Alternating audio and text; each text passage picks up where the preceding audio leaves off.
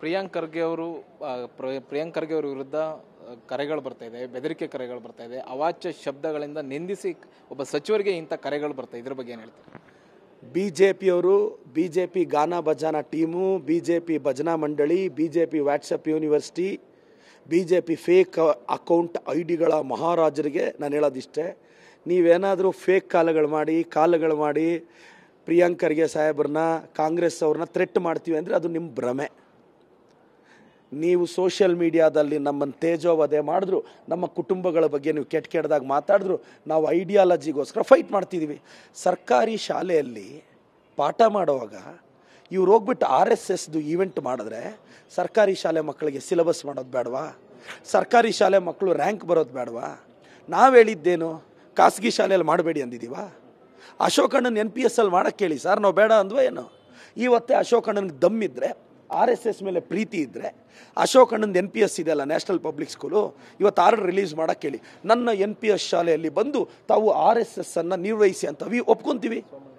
ಸೋಮಣ್ಣವ್ರ school ಇದೆ NPS, ಸೋಮಣ್ಣವ್ರನ್ನೂ order pass ಮಾಡೋಕ್ಕೆ ಹೇಳಿ. ಇವ್ರಿಗೆ ದಮ್ಮಿಲ್ಲ.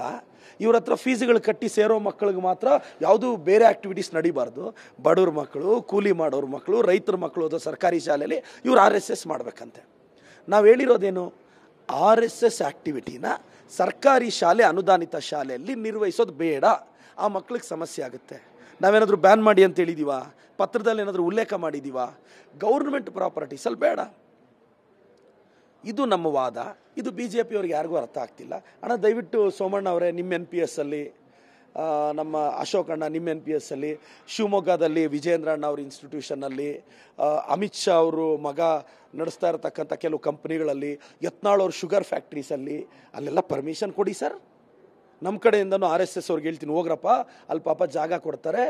ಸರ್ಕಾರಿ ಶಾಲೆ ಮಕ್ಕಳು ಓದೋ ಶಾಲೆಗೆ ಏನು ಸರ್ ನಿಮಗೆ ಸರ್ಕಾರದ ಶಾಲೆ ಮಕ್ಕಳ ಬಗ್ಗೆ, ಬಡವ್ರ ಮಕ್ಕಳ ಬಗ್ಗೆ ಇರೋ ಪ್ರೀತಿನ ಅವರಿಗೆ? ಮತ್ತು ಗೌರ್ಮೆಂಟ್ ಎಂಪ್ಲಾಯೀಸು RSS ಅಲ್ಲ ಸರ್, ಯಾವ ಆ್ಯಕ್ಟಿವಿಟೀಸಲ್ಲೂ ಭಾಗವಹಿಸಬಾರ್ದು. ರೂಲು ನಾವೇನು ಹೊಸ ರೂಲ್ ತರ್ತಿಲ್ಲ ಅಷ್ಟೇ. ನಾವು